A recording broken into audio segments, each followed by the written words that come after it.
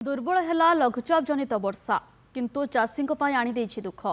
खसुची उपरमुंडर वर्षा पानी तलमुंडर सृष्टि होईछि बन्या परिस्थिति चाष जमीर 2 ରୁ 3 फुट उच्चतार पानी लहरी भांगुछि। ए हेउछि भद्रक जिलार वासुदेवपुर ब्लॉक अरंडुआ और सुदर्शनपुर पंचायत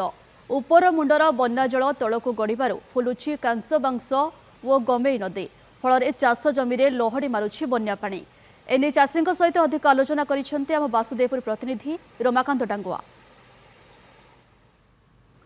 लघुचाप जनित वर्षा जो उपर मुंडर पानी गड़ी वर्तमान वासुदेवपुर ब्लॉक रे जलस्तर बढ़िबार लगी बन्या परिस्थिति सृष्टि होती। आम अच्छु वासुदेवपुर ब्लॉक रे कि ये हूँ रतांग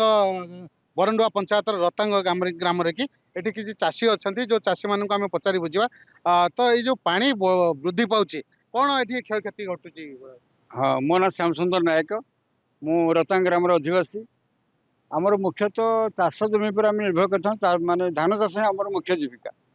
ये वर्षा जो लगातार वर्षा 5-7 दिन पर उपरमुंडर पानी आसिक एत मात्रा आम जमाट बांधिकी आम बर्तमान एत लोड हो चाष जमी पर बर्तमान 10 फुटर पानी आमर मुख्यतः 80 भाग आम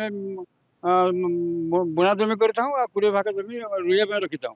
जो तला गुड़िक रुआ आम माने संगृहित होता से 10 फुट पानी बर्तमान तला जमी संपूर्ण पचिक नष्ट हो जाए। आम 100 टका रेट्रे चढ़ा दाम विहन कि पुणी चाष करवा पुणी तली पकई चाष करवा संभव नुह समय भी आना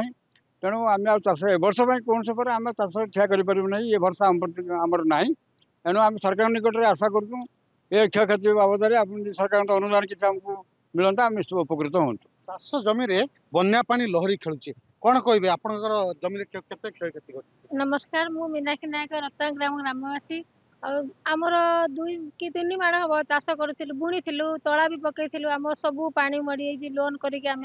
तले पकईलु जेहेतु पानी ऊपर वर्षा 2 दिन है कमीगला सत्ते आम गाँव में पानी कमुनी आम घर द्वार पानी पशिगला आम हूँ बहुत असुविधार सम्मुखीन हो सरकार आम कथा किसी भी बुझुना आउ किसी साहाय्य करंतु ऊपर मुंडर पानी आम प्रत्येक वर्ष एमती आसी आम चाष जमी को नष्ट कर दे आम कौन करूँ किसी साहाय्य करंतु आम सरकार आम टे खुशी हबू से गमेई नदीर बन्या चाषी दुख दौर कौन कहे प्रत्येक वर्ष वर्ष नुहे प्रत्येक वर्ष आम रतांग बरंडुआ पंचायत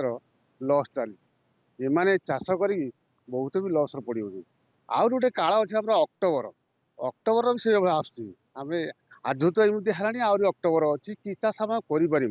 आम संसार केमी चल पारूँ आम से आम बड़ दुखित आम कहूँ आमको किसी साहाय्य मिलू। तो ये जो ऊपर मुंडर वर्षा जो लोकंर चाष जमी कि लहरी खेलुची 5-6 फुट्रे पानी एवं विशेषकर रतांग गाँ एपाखे सुदर्शनपुर पंचायत तो चाष जमी जलमग्न हो उठी तो लोकंर घर भितर को मध्य पानी पशुची जे लोक मान भितर गोटे दुख दुर्दशा आसी कौन कहे। मु खगेन्द्र पोही मु 2 माण जमी चाष करी मोर सब चलीगला आ गोटे नुआ गड़िया खोली पहना छाड़ी आउ 2 कुंटल भाया बाहर था किले किले होते से पलैला आ घर करी घर भर पानी आंठिए नाके आउ मु चली पारनी अन्न घर आसिक रही आपड़ किसी विचार कले करेंगे आ न मुझे कौन करी नेता मानू कहला बेलू जेकोसी नेता को कहला बेलू गाँव रही आसिक पचारूना कि शुणुना